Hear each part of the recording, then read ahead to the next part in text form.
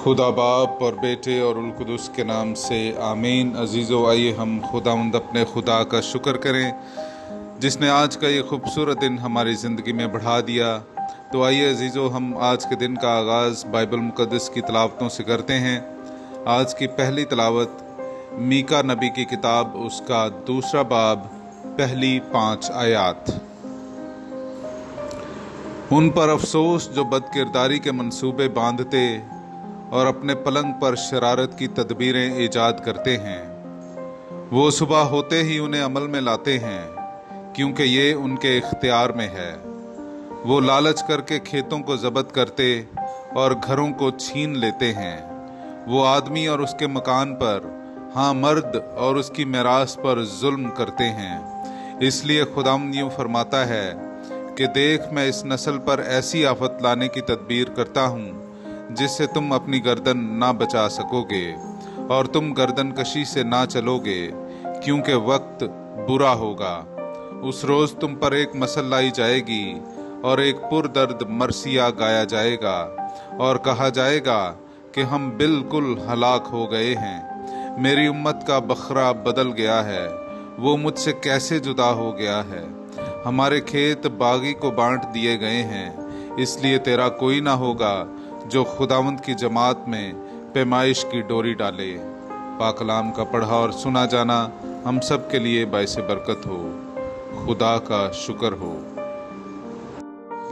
मेरे अजीज़ों, आइए हम खुदावंद अपने खुदा की हम्द व तारीफ में पढ़ेंगे ज़बूर नंबर 10, उसकी पहली 4, फिर 7वीं, 8वीं और 14वीं आयत।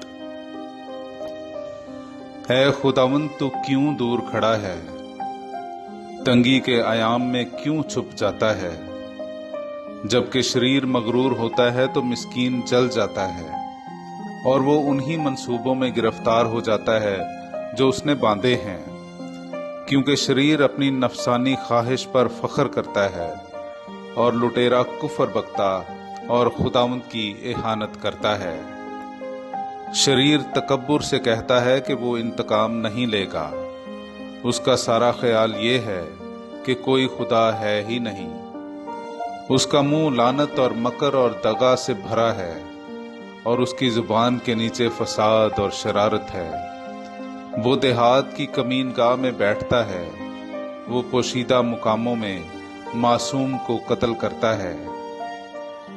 तू तो देखता है, तू दुख और गम पर निगाह करता है ताकि उन्हें अपने हाथ में ले।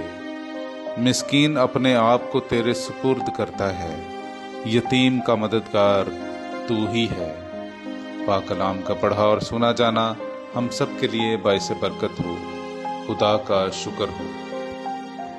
मेरे अजीजों, आइए हम आज का अंजीली इक्तबास सुनते हैं। मुकद्दस मत्ती की अंजील, उसका 12वां बाब, 14वीं आयत से लेकर 21वीं आयत तक।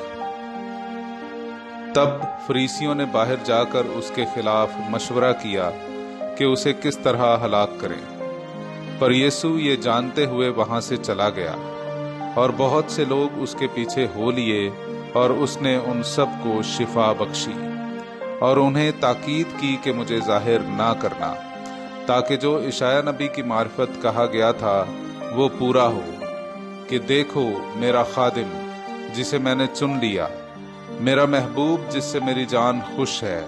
मैं अपनी रूह उस पर डालूंगा और वो गैर कौमों पर सदाकत जाहिर करेगा।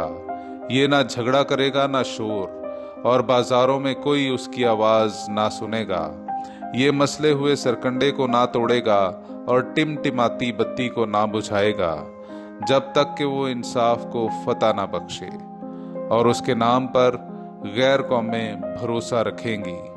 पाकलाम का पढ़ा और सुना जाना हम सब के लिए बाइस बरकत हो। खुदा का शुक्र हो।